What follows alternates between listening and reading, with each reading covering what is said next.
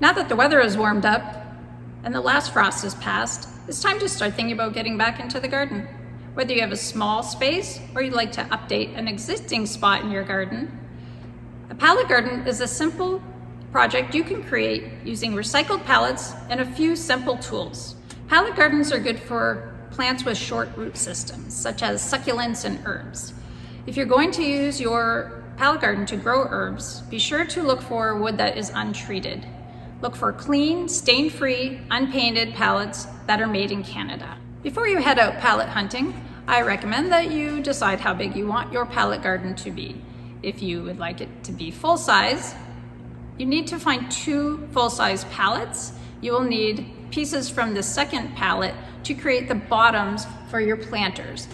If you would like smaller pallet garden, like the one I have here, 1 full-size pallet will do, and then you will need to cut it in half and use the scrap from the cut-off side to create the bottoms of your planters.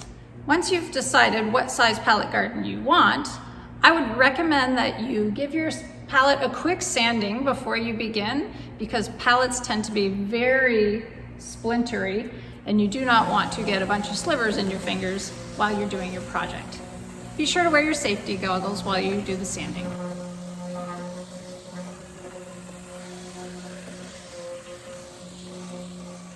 Once you have your pieces in place, you're ready to attach them using a hammer and nails.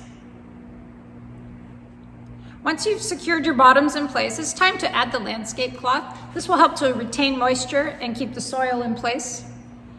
I recommend using a staple gun to secure the landscape cloth in place, and then use a pair of scissors to trim off the excess when you're finished securing it.